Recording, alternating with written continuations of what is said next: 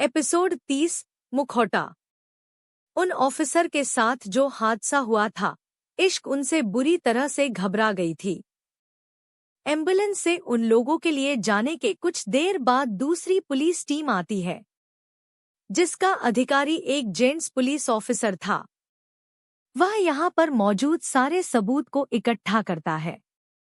कैसे बम फटा, बम किस में था, किस तरीके से था, यह सारी चीज उसने इन्वेस्टिगेशन की और उसके बाद उसने इश्क से कहा, आप फिक्र मत कीजिए मैडम, भले ही यहाँ पर सारे सबूत मिटा दिए गए हैं, लेकिन होटल सीसीटीवी फुटेज में हमें उसके बारे में पता चल जाएगा। हम वहां से उसके खिलाफ सबूत इकट्ठा कर लेंगे और उसे कड़ी से कड़ी सजा दिलवाएंगे। घर के बाहर इश्क पुलिस ऑफिसर के साथ बात करती है और उन्हें भेज देती है। इश्क की माँ इस हादसे से बहुत ज्यादा घबरा गई थी। वह अपने कमरे में बैठी हुई थी और उनका पूरा चेहरा डर से भर गया था। आज तक उनके आसपास ऐसा कुछ भी नहीं हुआ था, जो अब अचानक से वह सब देख रही हैं। इश्क अपनी माँ के कमरे में आती है। उनका को डर से भरा हुआ चेहरा देखकर इश्क परेशान हो जाती है। बस इसी वजह से वह अपनी माँ को कुछ नहीं बता पा रही थी, क्योंकि वह जानती थी कि उसकी माँ उसके लिए टेंशन लेगी और उनकी चिंता इतनी बढ़ जाएगी कि वह अपनी सेहत भी खराब कर लेगी। अपनी माँ को इतना परेशान और इतना मायूस देखकर इश्क को बहुत बुरा लग रहा था।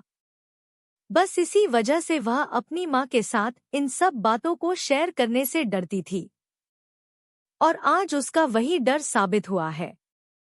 इश्क अपनी माँ के पास जाती है और उनके बगल में बैठ जाती है। वह धीरे से अपना सर उनकी गोद में रख लेती है।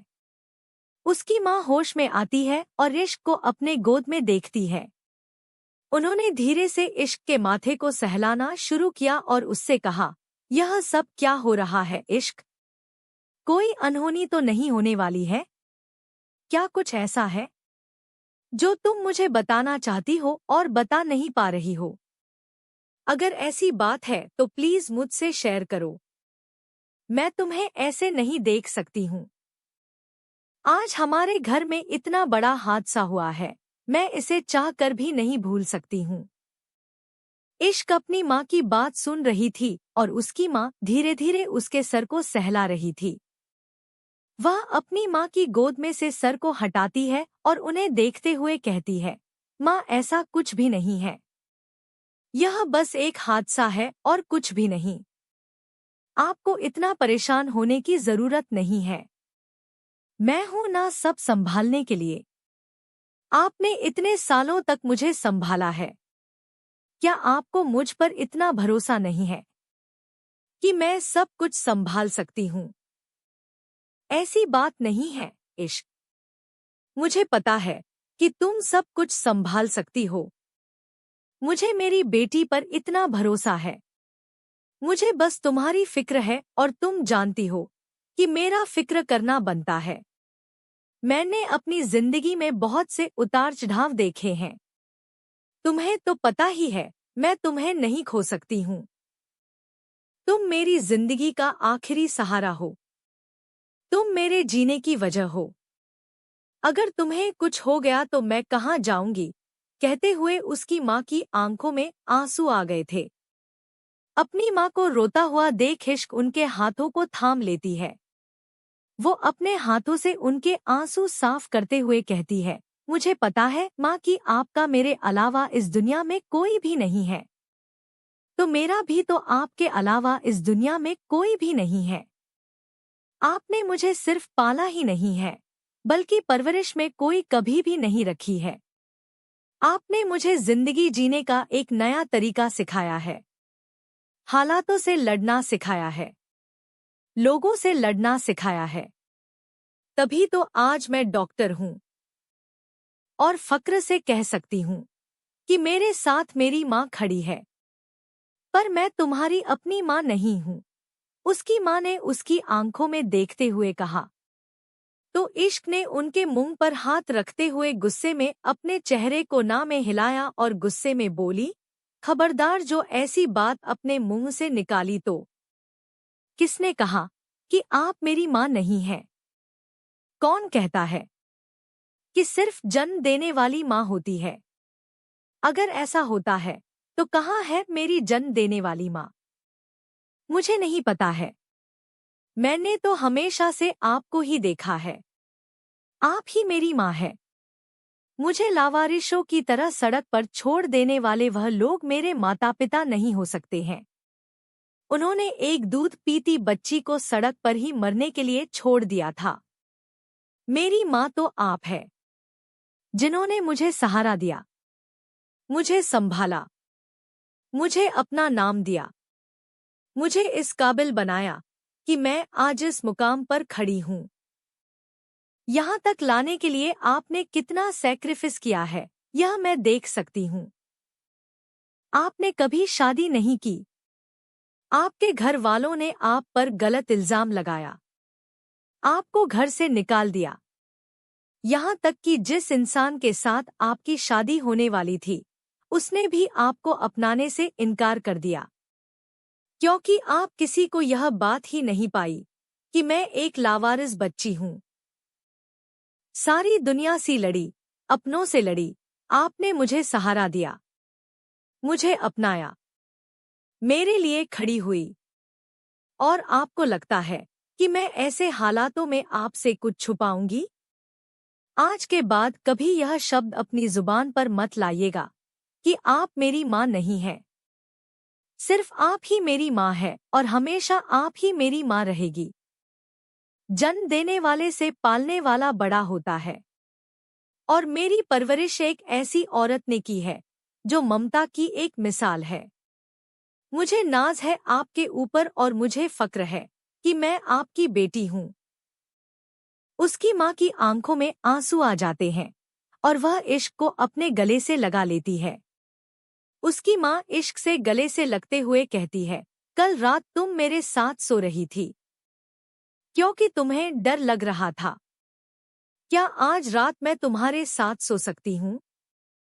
क्योंकि आज रात मुझे बहुत बेचैनी महसूस हो रही है। इश्क अपनी माँ की बात सुनकर उनकी बेचैनी को समझ सकती थी। उसने हाँ में सर हिलाया।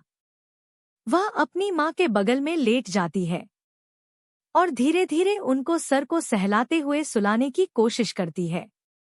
जब उसकी माँ सो जाती है तो इश्क भी धीरे धीरे सोने की कोशिश करती है, पर उसका मन बहुत बेचैन हो रहा था। उसे आज का सारा वाकई याद आ रहा था और पिछले कुछ दिनों से उसके साथ जो कुछ भी हो रहा था, वह सब उसे सोने ही नहीं दे रहा था। उसकी माँ मेडिसिन की नींद की वजह से और कुछ आज के हादसे की वजह से सो चुकी थी, लेकिन पिछले 2 घंटे से इश्क बस करवट ही बदल रही थी। उसका मन इतना बेचैन हो गया था कि उसे नींद ही नहीं आ रही थी। वह बेचैनी से उठकर बैठ जाती है और अपने आसपास देखने लगती है। कमरे में इमरजेंसी लाइट जल रही थी। उसने देखा कि उसे अपना गला सूखता हुआ सा महसूस हो रहा है। इतनी देर जागने की वजह से और बेचैनी की वजह से उसे प्यास लग रही थी। उसने अपना हाथ बढ़ाया और साइड टेबल से पानी का गिलास उठाया, पर पानी का गिलास खाली था और पानी का जग भी आज कमरे में नहीं था। शायद आज जो कुछ भी हुआ, उसकी वजह से उसकी माँ इतनी घबरा गई कि वह शाम को कमरे में पानी लाना ही भूल गई थी। पानी का खाली गिलास उठाते हुए इश्क एक नज़र अपनी माँ को देखती है, जो कि शांति से सो रही थी। वो धीरे से कमरे से बाहर निकलती है और आहिस्ते से कमरे का दरवाज़ा बंद करती है, जिससे कि उसकी माँ के नींद में खलल न पड़े। इश्क रसोई की तरफ जाने लगती है, लेकिन उससे पहले उसने डाइनिंग टेबल से पानी का जग उठाया था कि वह पानी का जग भरकर कमरे में ला सके, और रात में अगर फिर से उसे प्यास लगे या फिर उसकी माँ को प्यास लगे तो वह पानी का जग मौजूद रहे। रसोई घर में चारों तरफ सन्नाटा था और एक अजीब सी शांति थी। इतनी शांति थी कि इश्क को अपनी सांसों की आवाज भी सुनाई दे रही थी। पानी का नल खराब था और उसमें से एक एक बूंद पानी टपक रहा था। उसे उस सन्नाटे में उस पानी के बूंद की भी हलचल महसूस हो रही थी। इश्क को अपने ही किचन में घबराहट सी महसूस होने लग रही थी। उसे ऐसा लग रहा था जैसे उसके माथे पर पसीने आ गया है। उसने एक गहरी सांस ली और अपने कदम आरओ की तरफ बढ़ा दिए। उसने सबसे पहले आरओ से जग में पानी भरा और पानी भरकर उसने जग को मार्बल के स्लैब पर रख दिया। फिर उसने उस कांच के गिलास में पानी भरा और उसे पीने लगी। जब पूरा गिलास खाली हो गया तो उसने ग्लास को भी उस मार्बल के स्लैब पर रख लिया। पानी का जग उठाकर वह वापस जाने के लिए मुड़ती है, पर तभी अचानक से पूरे किचन की लाइट जल बुझ होने लगती है और उसे अपने सामने एक इंसान नजर आता है, जिसे देखकर वह अचानक से चीख पड़ती है।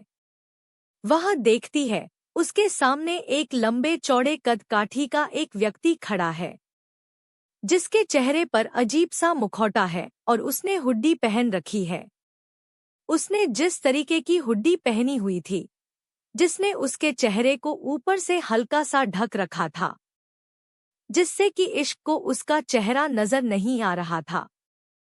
उसके मास्क ने उसके चेहरे को नीचे से ढक रखा था, जिसकी वजह से इश्क के लिए वह चेहरा पूरी तरह से ढका हुआ ही था। अपने सामने ऐसे किसी इंसान को देखकर इश्क कांपने लगती है।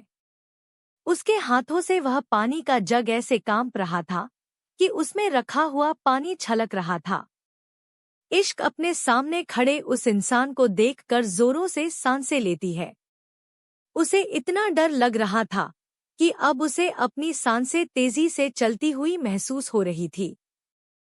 वह अपने आसपास देखती है और वहां से निकलने के लिए जगह ढूंढने लगती है। सामने खड़ा वह शख्स दरवाजे पर ही खड़ा था, जिसकी वजह से इश्क दरवाजे से तो नहीं निकल सकती थी।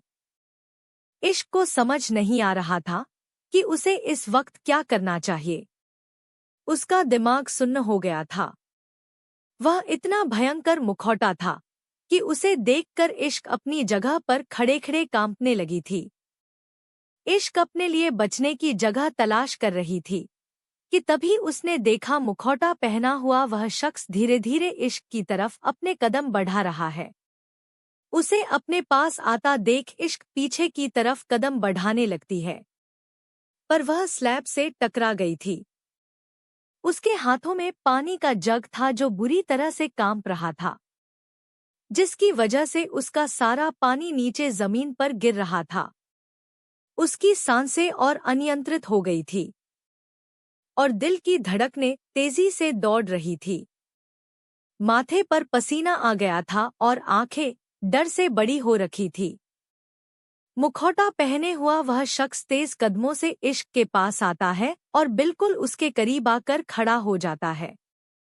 जैसे ही इश्क ने उस मुखौटे वाले शख्स को अपने करीब देखा, उसने पानी का जग वही स्लैब पर रखा और अगले ही पल वहां से दूसरी दिशा की तरफ भागने लगी।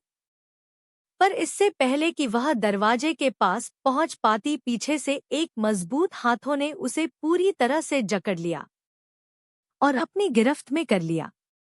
उस शख्स ने एक हाथ से इश्क को पूरी तरह से दबोच लिया था और दूसरा हाथ उसके मुंह के ऊपर रख दिया था, जिसकी वजह से इश्क चिल्ला ना सके।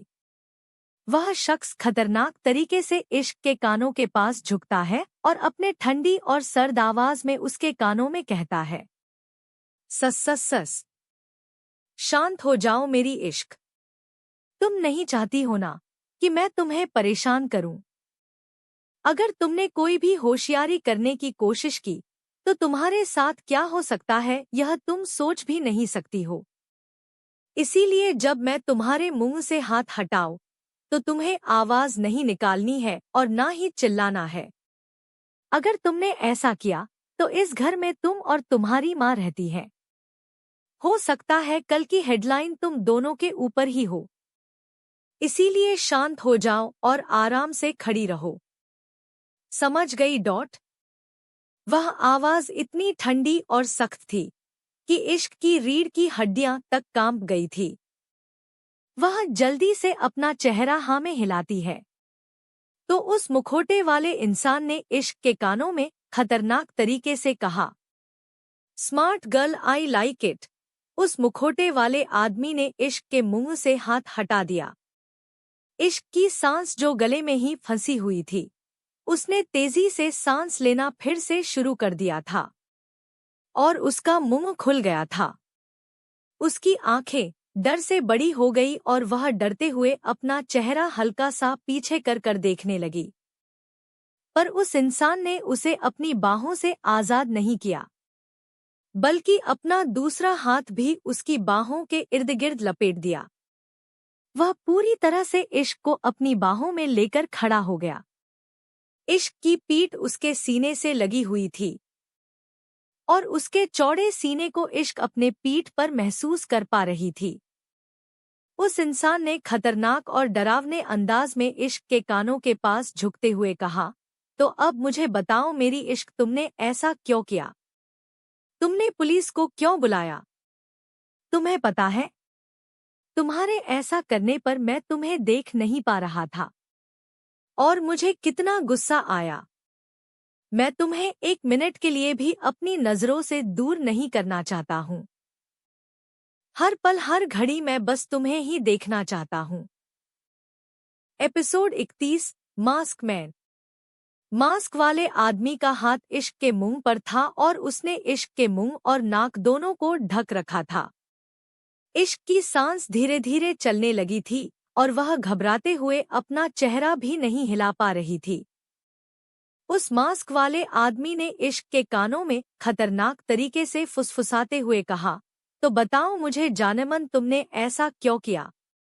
इश्क घबरा गई। उसे समझ नहीं आया कि उसने ऐसा क्या किया है कि यह अनजान आदमी उसे इस तरीके का सवाल पूछ रहा है। लेकिन उसकी हिम्मत नहीं हो रही थी कि वह उसे कुछ कह सके। वह बस घबराए हुए अपनी जगह पर ही खड़ी थी, क्योंकि उसे पता था कि पीछे खड़ा यह आदमी कोई साइको है। अगर उसने जरा सी भी हरकत की तो उसकी जान जा सकती है। पर उसने कुछ भी नहीं कहा। उसकी आवाज भी नहीं निकल रही थी और ना ही वह पीछे पलटकर देख रही थी। उस आदमी ने फिर से खतरनाक तरीके से इश्क के कानों में फुसफुसाते हुए कहा, तुमने पुलिस को क्यों बताया कि वह तुम्हारे कमरे की तलाशी ली? तुम्हें पता है सब कुछ कितना सही जा रहा था। मैं तुम्हें हर पल हर घड़ी देख रहा था। लेकिन जब वह कैमरा हटा तो उसके बाद मैं कितना बेचैन हो गया था। मैं तुम्हें देख नहीं पा रहा था और फिर मुझे कितना गुस्सा आया कि मैं तुम्हें देख नहीं सकता हूँ। सिर्फ इसलिए क्योंकि उन बेवकूफ पुलिस वालों ने वह कैमरे हटा दिए हैं। इश्क का चेहरा बेचैनी से भर गया था और उसकी आंखों से आंसू बहने लगे थे। कोई इंसान इतना विकृत कैसे हो सकता है कि वह किसी और इंसान को डरा कर रखने में खुद की खुशी महसूस कर सकता हूँ। यह बात तो बस इश्क ही जानती थी कि अपने कमरे में जाते वक्त उसे कितना डर लगता था और हर वक्त वह किसी की नज़र में है, यह महसूस करते वक्त उसे कैसा महसूस होता था। यह पता चला कि उस पर कैमरे के जरिए नज़र रखी जा रही है तो उसकी क्या हालत थी, यह बस वही जानती थी, क्योंकि वह उस वक्त अपनी माँ को भी कुछ नहीं बता पा रही थी। बताओ मुझे मेरी इश्क, तुमने ऐसा क्यों किया? उस आदमी ने फिर से पूछा। तो इश्क कुछ बता ही नहीं पाई। उसका मुंह खुला तो था लेकिन उसके मुंह से सिर्फ हवा ही निकल रही थी, वह कोई शब्द नहीं थे। पर अगले ही पल उसे अपने गर्दन पर कुछ ठंडा सा महसूस होता है और ऐसा लग रहा था जैसे कि कोई लोहा उसके गर्दन के पास चल रहा है। उसने हल्का सा अपना चेहरा तिरछा किया और अपनी नजरों से नीचे की तरफ करके अपनी गर्दन को देखने लगी। और जो चीज उसने देखी उसे देखने के बाद तो वह खड़े खड़े कांप गई थी। उसका दिल जोरों से धड़कने लगा था और सांस तेजी से चलने लगी थी। उस मास्क मैन ने इश्क के गले में एक खंजर रखा हुआ था।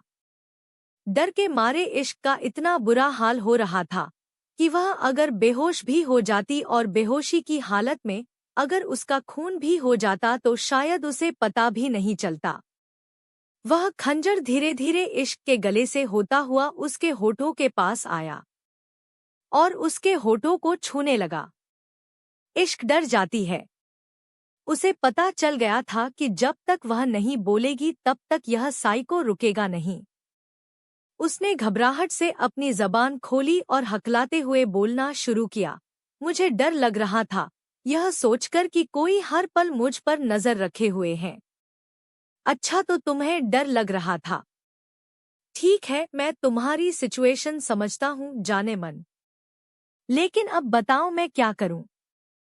तुम्हारी इस बेवकूफ़ी भरी हरकत की वजह से अब मैं तुम्हें देख नहीं पा रहा हूँ। उसका मैं क्या करूँ? मास्क मैन ने उसके कानों में खतरनाक और ठंडे तरीके से फुसफुसाते हुए कहा। इश्क का रोम रोम खड़े हो गए थे और उसकी सांसें तेजी से चलने लगी थी। वह धीमी और मरी हुई आवाज में उस मास्क मैन से कहती है, तुम मुझसे क्या चाहते हो? इश्क को उस मास्क मैन की एक हंसी सुनाई देती है।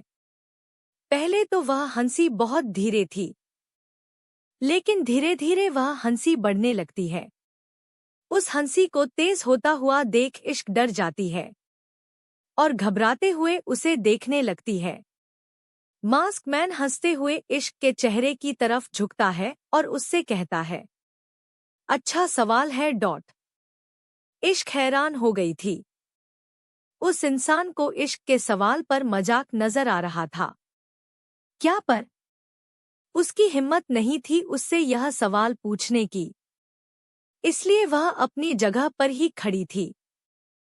पर अगले ही पल उस मास्क मैन ने इश्क को और कस के अपनी बाहों में भरा और उसे चाकू को बिल्कुल उसके सामने घुमाते हुए उसके कानों में सरगोशी के साथ डरावनी अंदाज में कहता है, लेकिन इस सवाल का जवाब मैं तुम्हें यहाँ नहीं दूंगा।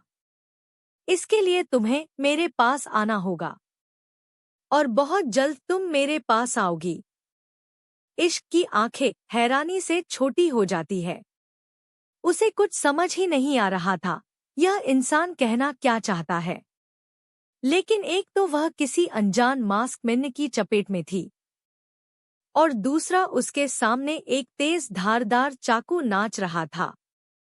ऐसे में उसकी क्या किसी की भी हिम्मत नहीं होती कुछ कहने की। इश्क के चेहरे पर घबराहट और दर्द देखकर उसे मास्क मैन के चेहरे पर भी एक मुस्कान थी। उसने धीरे से इश्क को अपने बाहों से रिहा किया और चाकू भी उसके सामने से हटा लिया। वह अपने कदम पीछे लेते हुए कहता है, आज के लिए इतना काफी है। उसके पीछे जाते ही इश्क ने एक चैन की सांस ली। बस उसे इस बात की राहत थी कि उस साइको ने चाकू से उसके गले पर वार नहीं किया और न ही उसके चेहरे का नक्शा बिड़ा। वैसे वह चाकू सचमुच इतना करीब था कि वह इश्क के गले पर चल भी सकता था। इश्क धीरे से अपनी जगह पर खड़े खड़े ही पीछे की तरफ घूमती है। वह मास्क मैन अभी भी स्लैब के पास खड़ा था। उसके चेहरे पर अभी भी वह जोकर वाला मास्क था। इश्क को उसका चेहरा नजर नहीं आ रहा था, लेकिन वह उसकी आंखें अपने ऊपर महसूस कर सकती थी। इससे पहले इश्क अपने कदम पीछे लेती मास्क मैन ने एक हाथ से इश्क की कमर को पकड़ा और एक झटके से उसे अपने करीब कर लिया। वह इश्क के ऊपर झुकते हुए उसे कहता है, तुम्हारे लिए बेहतर यही होगा कि तुम यह सब किसी को ना बताओ, और अगर तुमने कोशिश की तो मुझे तुम्हें बताने में कोई परेशानी नहीं होगी कि मैं तुम्हारे साथ क्या क्या कर सकता हूँ। समझी मेरी इश्क? इश्क कितनी डरी हुई थी कि उसे कुछ बोला भी नहीं जा रहा था। उसने कुछ नहीं कहा, बस हैरान और डरी हुई नजरों से उसे जोकर वाले मास्क मैन को ही देख रही थी। मास्क मैन ने इश्क की कमर को और ज्यादा कसके अपने करीब किया। जिससे इश्क की कमर पर एक तेज दर्द का एहसास होता है और वह और ज्यादा डर जाती है। उसकी आंखों में से आंसू बहने लगे थे। मास्क मैन उसकी आंखों में देखते हुए कहता है, अगर मैं कुछ पूछूं तो उसका जवाब दिया करो जाने मन। इश्क जल्दी से घबराते हुए अपना सर हाँ में हिलाती है और उसे ऐसा करता देख मास्क मैन ने अपने चाकू वाले हाथ से उसके गालों पर थपथपाते हुए कहा, गुड गर्ल, अब मुझे चलना चाहिए। मैं तुमसे बाद में मिलूंगा। यह कहते हुआ उसने इश्क को छोड़ दिया और दरवाजे की तरफ बढ़ गया। इश्क उसे बस घबराई हुई नजरों से जाता हुआ देखते रह जाती है और जैसे ही वह मास्क मैन किचन के दरवाजे से बाहर निकलता है, इश्क लड़खड़ाकर नीचे जमीन पर गिर जाती है। वह बहुत डरी हुई थी। उसका पूरा शरीर डर से कांप रहा था। अभी अभी उसने जो महसूस किया था वह काफी डरावना था। वह ऐसा अपनी जिंदगी में दोबारा कभी महसूस नहीं करना चाहती थी। इस वक्त इश्क का दिमाग काम नहीं कर रहा था। वह पूरी तरह से ब्लैंक हो चुकी थी। उसे कुछ समझ नहीं आ रहा था। उसे कुछ सुनाई दे रहा था तो वह था पड़ोसी के डॉगी के भौंकने की आवाज। इसके अलावा उसे कुछ और समझ नहीं आ रहा था। इश्क लड़खड़ाते हुए कदमों से अपनी जगह से उठती है और चुपचाप जाकर अपनी माँ के बगल में लेट जाती है। रोते रोते कब उसकी आंख लग गई उसे पता ही नहीं चला। सारी रात वह उस साइको के बारे में सोच रही थी जिसने उसे बुरी तरह से दहशत में डाल रखा था। सुबह के वक्त उसकी आंख लगती है और इसी वजह से आज उसे जगाने में देर हो रही थी। इश्क की माँ ने उसे कंधे से पकड़कर हिलाते हुए कहा, इश्क क्या हुआ, तुम अभी तक जाग क्यों नहीं रही हो, तुम्हारी तबीयत तो ठीक है ना। इश्क की नींद खुलती है और वह कसमसाकर जागती है। लेकिन जैसे ही उसकी आंखें खुलती है वह देखती है कि उसके कानों में किसी के तेज चिल्लाने की आवाज आ रही है। इश्क महसूस करती है कि यह आवाज घर के बाहर से आती है। शायद कोई पड़ोसी था जो गला फाड़ फाड़ के रो रहा था। थोड़ी सी उबासी लेने के बाद इश्क अपनी माँ की तरफ देखती है और हल्की नींद से ओझल आंखों के साथ उनसे कहती है, क्या बात है, इतनी सुबह सुबह कौन रो रहा है। उसकी माँ ने ब्लैंकेट को फोल्ड करते हुए इश्क से कहा, अरे वह मिश्रा जी है ना, उनकी डॉगी स्वीटू, वह मर गई है। बेचारे वह लोग बहुत प्यार करते हैं स्वीटी से। उसके जाने का मिश्रा जी के परिवार को बहुत गहरा सदमा पहुंचा है। सुबह से ही वह लोग रोए जा रहे हैं। इश्क एकदम से हैरान हो जाती है। उसे विश्वास नहीं हो पा रहा था क्योंकि वह स्वीटू बहुत छोटी थी जब मिश्रा जी का परिवार उन्हें लेकर आया था और इश्क के सामने ही तो वह 3 साल की हुई थी और कल रात भी तो उसने स्वीटू की ही आवाज सुनी थी। तो फिर अचानक से स्वीटू मर कैसे सकती है। इश्क हैरान हो जाती है। वह हैरानी से अपनी माँ को देखकर कहती है, यह कैसे हो सकता है माँ। मिश्रा अंकल तो उसे अच्छी तरह से खाना खिलाते थे और उसके लिए तो डॉक्टर भी थी। अरे अचानक से नहीं मरी है, उसे कुछ हुआ थोड़ी ना था, किसी ने उसे मारा है और मिश्रा जी तो पूरी तरह से पागल हो गए हैं। उन्होंने तो पुलिस भी बुला ली है, लेकिन पुलिस वालों ने तो इस केस को रत्ती भर भी भाव नहीं दिया है। कह रहे हैं यहाँ पूरा पूरा इंसान मर जाता है तब कोई कार्यवाही नहीं होती। यह तो फिर भी एक जानवर है। वह लोग केस के पर हाथ भी नहीं डालना चाहते हैं। सच में हमारे देश का एनिमल लॉ बहुत बेकार है। इश्क और ज्यादा हैरान हो जाती है और सोचने लगती है। वैसे तो उसे स्वीटू कुछ खास पसंद नहीं थी क्योंकि जब भी वह इश्क को देखा करती थी तो बेवजह ही चिल्लाया करती थी। लेकिन इसका मतलब यह नहीं है कि इश्क ने कभी यह सोचा हो कि वह मर जाए। वह किसी बेजुबान जानवर के बारे में ऐसा नहीं सोच सकती थी। पर जैसे ही उसके मन में यह ख्याल आता है कि स्वीटी को किसी ने मार दिया, वह उसी पल अपनी जगह पर रुक जाती है और उसकी आंखें एकदम से बड़ी हो जाती है। जाहिर सी बात है, स्वीटू एक कुत्ता है और उसका काम है अजनबी पर भौंकना। क्या ऐसा हो सकता है कि उसने अपने आसपास किसी अनजान व्यक्ति को देखा हो और उस पर चिल्ला रही हो और उसी ने स्वीटू को मारा हो? क्योंकि कल रात उसने स्वीटू के भौंकने की आवाज सुनी थी और वह बुरी तरह से भौंक रही थी। इश्क अपनी माँ को देखते हुए कहती है, माँ, स्वीटू को कैसे मारा गया है? मतलब उसकी मौत कैसे हुई है? उसकी माँ अफसोस जताते हुए कहती है, पता नहीं किस बेरहम ने इतने छोटे से जानवर के सर पर बड़ा सा पत्थर दे मारा। बेचारी वहीं मर गई। आजकल तो लोगों में इंसानियत बची ही नहीं है। इश्क खड़े होकर वहीं पर वह सब सोचने लगती है। कल रात वह मास्क मैन जिसे इश्क को डरा दिया था, वह भी तो दरवाजे से ही गया था और मिश्रा जी का घर उनके घर के बिल्कुल साथ में ही है। उसके बाद स्वीटू के मरने की खबर, यह सुनकर ही इश्क बुरी तरह से कांप गई थी।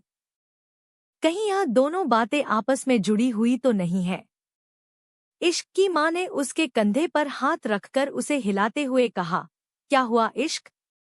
तुम क्या सोच रही हो? नहीं, कुछ भी तो नहीं। मैं नहाने जा रही हूँ। इश्क अपनी माँ के कमरे से निकलती है और सीधे अपने कमरे में चली जाती है। अपनी माँ के साथ सुबह का समय बिताने के बाद इश्क अपनी गाड़ी में बैठकर घर से बाहर निकलती है कि तभी उसकी नज़र मिश्रा जी के घर की तरफ जाती है, जहाँ पर मिश्रा जी के परिवार के लोग खड़े थे और शायद उनके कुछ रिश्तेदार भी आए हुए थे। भले ही इश्क को स्वीटू पसंद नहीं थी, लेकिन वह जानती थी कि मिश्रा जी का परिवार उसे अपने बच्चे की तरह मानता है और इस तरीके से उसके चले जाने पर उन लोगों को कितना बुरा लग रहा होगा। हालांकि स्वीटू बहुत अच्छी डॉगी नहीं थी। वह हमेशा लोगों पर बेवजह ही भौंका करती थी और उसने तो कई बार सोसाइटी के लोगों को काट भी लिया था। इसी वजह से मिश्रा जी उसे बांध कर रखा करते थे।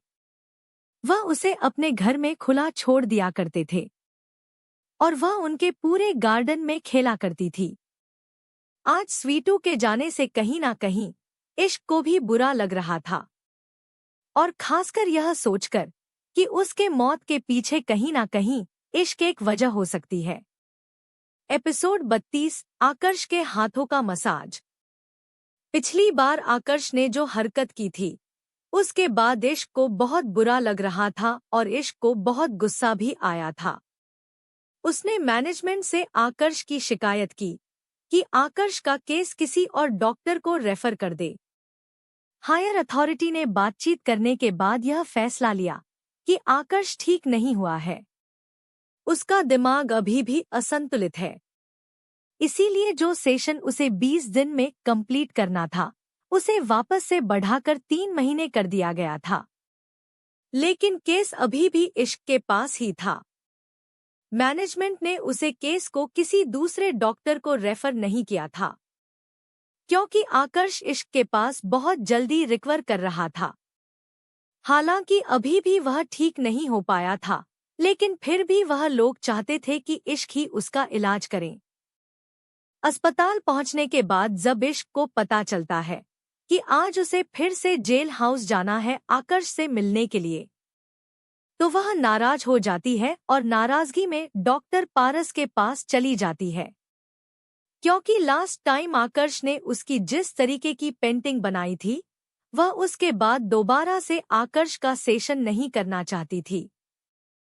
लेकिन डॉ पारस ने उसे समझाया कि आकर्ष एक मेंटल पेशेंट है और उसे दिमागी रूप से बीमारी है। वह क्या करता है उसे खुद नहीं पता होता है। ऐसे में इश्क डॉक्टर होकर इस बात को इतना सीरियसली कैसे ले सकती है? हो सकता है वह बस उसकी बीमारी का हिस्सा हो। और यह तो इश्क के लिए एक अच्छा मौका है किसी ऐसे इंसान का इलाज करना जो कि एक चैलेंजिंग केस है। हो सकता है इस केस के बाद इश्क कुछ नया सीखे और उसे अपने जीवन में आने वाले बाकी केसेस के लिए जो चैलेंज फेस करना पड़ रहा है उसके लिए वह तैयार हो जाए। इश्क को यही सिचुएशन एक चैलेंजिंग सिचुएशन लग रही थी। अब इससे बड़ा चैलेंज उसकी जिंदगी में और क्या आएगा। एक साइको उसके पीछे पड़ा हुआ है जो कभी भी आकर उसे धमका कर और डरा कर चला जाता है। ऊपर से आकर्ष का वह इमेच्योर बिहेवियर उसे और ज्यादा परेशान कर रहा था। पर वह एक दिमागी रूप से बीमार आदमी से और क्या एक्सपेक्ट कर सकती थी। इसीलिए उसने आकर्ष का ट्रीटमेंट आगे कंटिन्यू रखने के लिए हाँ कर दिया। इश्क हॉस्पिटल से निकलती है और नेहा को देखती है। वो ठीक होने की पूरी कोशिश कर रही थी। नेहा से बात करने के बाद वह अपनी गाड़ी में बैठती है और जेल हाउस पहुंच जाती है। वहां पहुंचकर उसने अपनी एंट्री की और सीधे आकर्ष के कमरे की तरफ चली गई। कमरे का दरवाजा खोलकर वह जैसे ही अंदर जाती है देखती है आकर्ष सामने कुर्सी पर बैठा हुआ है और कोई बुक पढ़ रहा है। इश्क हैरान हो गई। वह साइकोलॉजी के ऊपर कोई किताब पढ़ रहा था। इतनी मोटी किताब तो कभी इश्क ने भी खुद नहीं पढ़ी है। लेकिन आकर्ष को पढ़ाता हुआ देख वह हैरान हो जाती है। अपने सामने इश्क को देखकर आकर्ष मुस्कुराते हुए बुक को बंद करता है और अपनी आंखों में पड़े हुए नजर के चश्मे को निकालते हुए कहता है, गुड मॉर्निंग डॉक्टर। आकर्ष का बिहेवियर नॉर्मल था। ऐसा लग रहा था जैसे कि कुछ हुआ ही नहीं था। इश्क ने उसकी कंप्लेंट की, मैनेजमेंट से उसकी शिकायत की, लेकिन शायद आकर्ष को कोई फर्क ही नहीं पड़ रहा था। उसका चेहरा बिल्कुल एक्सप्रेशन लेस था और ऐसा लग रहा था जैसे कि वह नॉर्मल तरीके से ही बात कर रहा है। इश्क को डॉक्टर पारस की बात याद आती है कि वह एक मेंटल पेशेंट है और ऐसे में उसका दिमाग कभी-कभी काम नहीं करता है। यह तो इश्क के लिए ही अच्छी बात है कि उसे उस दिन का वाकया याद ही नहीं है। उसने भी मुस्कुराते हुए आकर्ष को देखा और हाँ में सर हिलाते हुए कहा, गुड मॉर्निंग आकर्ष, कैसे हो? मैं ठीक हूँ डॉक्टर, आप कैसी हैं? मुझे लगा अब आप आएंगी ही नहीं मेरा सेशन लेने के लिए। पता नहीं क्यों जेलर साहब ने मुझे बताया कि आपने मेरी कंप्लेंट की है। आपने मेरी कंप्लेंट क्यों की है? मैंने कुछ किया था क्या?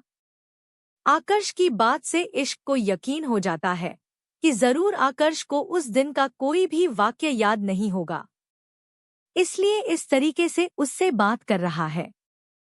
इश्क मुस्कुराते हुए ना में सर हिलाती है और कहती है, नहीं कुछ भी नहीं, वह इतनी बड़ी बात नहीं है, बल्कि अच्छी बात यह है कि अब से मैं ही तुम्हारा इलाज करूंगी, इसलिए तो मैं यहाँ पर आई हूँ। आकर्ष के चेहरे पर एक लंबी सी मुस्कान आ गई और उसने हाँ में सर हिलाते हुए कहा, ठीक है डॉक्टर, आप बैठिए। खड़ी क्यों है? इश्क उदासी के साथ आकर्ष के सामने वाली कुर्सी पर बैठ गई थी। हालांकि वह आई तो थी आकर्ष का सेशन लेने के लिए, लेकिन सच में आज उसका काम करने का बिल्कुल भी मन नहीं था। कल रात का हादसा उसके दिल में अभी भी डर पैदा कर रहा था और सुबह सुबह उठने के साथ ही जिस तरीके से उसे स्वीटू के मरने की खबर मिली थी वह भी उसके लिए बहुत हैरान कर देने वाली बात थी। ऐसे में पिछले कुछ दिनों से जो उसके साथ हादसे हो रहे थे उनकी वजह से भी वह अंदर ही अंदर डरी हुई थी। उसका आज बिल्कुल भी मन नहीं था कि वह काम पर आए, लेकिन अगर जरूरी नहीं होता तो वह ऐसा कभी नहीं करती। आकर्ष उसके सामने बहुत ही आराम से बैठता है और उससे कहता है, डॉक्टर आज हमें कहाँ जाना है? इश्क उदास मन के साथ ना में सर हिलाते हुए कहती है, कहीं नहीं, मेरा मन नहीं है कहीं भी जाने का। लेकिन फिर इश्क ने अपनी ही बात कहकर हैरानी से आकर्ष की तरफ देखा। वह शर्मिंदगी महसूस कर रही थी। मतलब उसका काम है आकर्ष का सेशन करना, और वह इस काम को करने से इनकार कर रही थी। उसके चेहरे पर थकान, घबराहट और निराशा साफ नजर आ रही थी। उसे इस तरीके से देखकर आकर्ष ने इश्क से कहा, क्या बात है डॉक्टर, आप थकी हुई लग रही है। कल रात को ठीक से सोई नहीं थी क्या? आपके चेहरे पर मायूसी है। इश्क ने हैरानी से उसकी तरफ देखा। उसके चेहरे पर कोई भाव नहीं थे, एक्सप्रेशन लेस चेहरा और ठंडी सी आभा। लेकिन इश्क जानती थी कि वह एक दिमागी तौर पर बीमार आदमी से अपने लाइफ की इतनी बड़ी बात शेयर नहीं कर सकती थी। दूसरी बात, वो इसका पेशेंट था। वह उस पर इतना भरोसा नहीं कर सकती थी। पर जिस तरीके से आकर्ष की नजरें इश्क को घूर रही थी, उससे इश्क को ऐसा लग रहा था जैसे कि वह उसकी आंखें पढ़ रहा हो।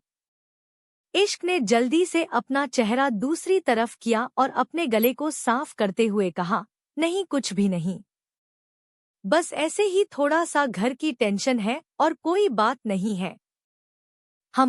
आकर्ष ने बस इतना ही कहा और इश्क ने एक गहरी सांस छोड़ी। उसे नहीं पता कि आकर्ष की आंखों में ऐसा क्या है कि वह उसकी आंखों से नजरें हटा ही नहीं पाती है। कभी कभी तो उसे डर लगता है कि आकर्ष उसकी आंखों से उसके दिल का हाल बता देगा। इसीलिए वह उसके साथ एक नजरों में बात भी नहीं कर पाती थी। इश्क को अब खुद के ऊपर गुस्सा आ रहा था, क्योंकि वह अपना और आकर्ष का दोनों का समय बर्बाद कर रही थी। उसे पहले ही यहाँ नहीं आना चाहिए था। आज तो वैसे भी उसका काम करने का मन नहीं कर रहा था, ऊपर से वह यहाँ पर आकर उसका भी टाइम वेस्ट कर रही है। जब से इश्क उसके सामने बैठी हुई थी, आकर्ष उसके चेहरे पर आ रहे हर एक भाव को नोटिस कर रहा था, जो हर पल आते और अगले ही पल बदल जाते। उसके चेहरे पर बदलते भाव को देखकर आकर्ष बस उसको देखता ही रहा। वह अपनी जगह पर खड़ा होता है और इश्क को देखते हुए कहता है, अपना कोट उतारिए। इश्क हैरान हो जाती है और हैरानी से आकर्ष से कहती है, क्या? आकर्ष मुस्कुराते हुए इश्क को देखकर कहने लगा, मुझ पर भरोसा रखिए, अपना डॉक्टर वाला कोट उतारिए। जाने क्या था आकर्ष की आंखों में? वह उसे हर बार हिप्नोटाइज कर लेता था। इश्क ने अपने डॉक्टर वाले कोट को उतारा और अपने बैग के ऊपर रख लिया। अगले ही पल आकर्ष इश्क के पास आता है और उसकी कुर्सी के पीछे खड़ा हो जाता है। उसने इश्क के बैग से उसका क्लचर निकाला। इश्क अक्सर अपना क्लचर अपने बैग के हैंडल में फंसा कर रखती है। आकर्ष ने उसके बैग से क्लचर लिया और इश्क की सारे बालों को इकट्ठा करके उसके क्लचर को लगा दिया। इश्क के सारे बाल एक जोड़े के रूप में क्लचर के अंदर सिमट गए थे। इश्क हैरानी से आकर्ष को देखते हुए कहने लगी, यह क्या कर रहे हो तुम? आकर्ष ने अपने दोनों हाथों को इश्क के सर पर रखा और उसके सर को सीधे करते हुए कहा, मैं जो कुछ भी कर रहा हूँ, आपकी भलाई के लिए ही कर रहा हूँ। और अगले ही पल आकर्ष के दोनों हाथ इश्क के गर्दन के पास आ जाते हैं। इश्क एकदम से चौंक जाती है और आंखें एकदम से बड़ी हो जाती है। पर अगले ही पल उसे बहुत अच्छा महसूस होता है, क्योंकि आकर्ष उसके बैक नेक पर मसाज कर रहा था। धीरे धीरे अंगूठे से दबाते हुए उसके सर के पीछे हल्की हल्की मालिश कर रहा था। आकर्ष ने ठंडी आवाज में इश्क से कहा, तुम्हारे चेहरे पर ही नजर आ रहा है कि तुम्हारे दिमाग में कितनी टेंशन है। मैं बस उसे ही कम करने की कोशिश कर रहा हूँ। और फिक्र मत करो डॉक्टर, इसमें मेरा अपना स्वार्थ भी है। वह क्या है ना, अगर कोई वजह से तुम बीमार पड़ गई तो मेरा इलाज कौन करेगा? इश्क के चेहरे पर मुस्कान आ जाती है और आकर्ष के हाथों से उस हेड मसाज को एंजॉय करने लगती है। सच में उसके सर में इतना दर्द था कि आकर्ष की उंगलियों ने जैसे ही उसके गर्दन के पिछले हिस्से में मालिश करना शुरू किया, उसे इतना अच्छा लग रहा था कि इस वक्त उसकी सारी टेंशन, वह सब कुछ भूल गई थी। एक पल के लिए तो इश्क को अजीब भी लग रहा था। वह यहाँ पर एक पेशेंट का इलाज करने के लिए आई थी, पर बदले में वह पेशेंट ही उसकी टेंशन कम कर रहा है। धीरे धीरे सर के मसाज से आकर्ष के अंगूठे इश्क के गर्दन के पिछले हिस्से पर दबाव बनाते हुए उसके शोल्डर तक आते हैं। उसने आज एक शर्ट पहनी हुई थी। धीरे धीरे जैसे ही आकर्ष ने उसके शोल्डर पर मसाज करना शुरू किया, इश्क उस मसाज के प्रेशर से इतनी ज्यादा रिलैक्स फील कर रही थी कि उसे पता ही नहीं चला कि आकर्ष की उंगलियां कब उसके सर से हटकर उसके कंधे पर आ जाती है। अचानक से उसे गर्म सांसें अपने कानों के पास महसूस होती है। आकर्ष उसके कानों के पास अपनी गर्म सांस छोड़ता है और उससे कहता है, तो डॉक्टर तुम्हें कैसा लग रहा है? बहुत अच्छा, इश्क ने हल्की आवाज से अपनी बंद आंखों के साथ कहा, क्योंकि उसे सच में इस वक्त बहुत रिलैक्स फील हो रहा था। उसकी बात सुनकर आकर्ष के चेहरे पर एक मिस्टीरियस मुस्कान आ गई और उसने फिर से इश्क के कंधे को अपने हाथों से दबाते हुए उसके कानों में कहा, तो इसका मतलब मैं यह समझूं कि मेरा छूना तुम्हें पसंद आ रहा है? हाँ, इश्क थकी हुई थी और इतनी कि आकर्ष का मसाज उसे अच्छा भी लग रहा था, लेकिन वह दिमागी तौर पर भटकी हुई नहीं थी। इसीलिए जब आकर्ष ने उसे यह कहा तो उसकी आंखें एक झटके से खुल जाती है और वह आकर्ष को घूर कर देखते हुए उसके हाथ पर अपना हाथ रख देती है। आकर्ष उसके हाथ को देखकर उसकी आंखों में देखने लगता है, तो इश्क ने उसके हाथ को अपने कंधे से हटाया और उसे देखकर कहने लगी, हाँ, मुझे तुम्हारा मसाज देने का तरीका पसंद आ रहा है, और वह भी सिर्फ इसीलिए क्योंकि मैं इस वक्त सच में बहुत ज्यादा थकी हुई थी। पर अगर तुम्हारी जगह यह काम कोई और भी करता तो शायद तभी उतना ही अच्छा लगता। तुमने कुछ स्पेशल नहीं किया है। आकर्ष की आंखें छोटी हो गई और उसने इश्क को देखकर कहा, तो इसका मतलब यह है डॉक्टर कि तुम्हें मेरा छूना पसंद नहीं आया है। इश्क कुछ कहती उससे पहले ही आकर्ष ने उसके कंधे पर अपना हाथ रखकर उसके रीढ़ की हड्डी को अंगूठे से प्रेस करते हुए कहा, बताओ डॉक्टर। उसकी आवाज में इतनी ठंडक थी कि इश्क की रीढ़ की हड्डी अपनी जगह पर जम गई थी। उसकी सांस भारी हो गई और उसे एक अजीब सा डर महसूस होने लगा। क्या कर रहे हो आकर्ष? छोड़ो मुझे, इश्क ने खुद को छुड़ाते हुए कहना चाहा, लेकिन अगले ही पल आकर्ष ने अपने दूसरे हाथ से इश्क के कंधे को पकड़ लिया और उसे मजबूती के साथ कुर्सी पर बिठाए रखा। उसका एक हाथ उसके कंधे पर था और दूसरा हाथ उसके पीठ पर चल रहा था। उसने फिर से इश्क के कानों में झुकते हुए कहा, मुझे जवाब चाहिए। आकर्ष जिस तरीके से उसके पीठ में कंधे पर अपना यह अंगूठा चला रहा था, इश्क की आंखें भारी हो रही थी और उसकी सांसें तेजी से चलने लगी थी। सच में आकर्ष ने उसके किसी नब्ज को दबा दिया था और उसे हल्की हल्की सी मदहोशी छाने लगी थी। थकान की वजह से वह पहले ही बहुत ज्यादा टेंशन में थी और इस मालिश की वजह से वह इतना ज्यादा रिलैक्स कर रही थी कि अब उसे कुछ कहते ही नहीं बन रहा था। तब आकर्ष उसकी गर्दन की कोई नस को दबाता है और वह इस बार बिल्कुल नींद की आगोश में चली जाती है।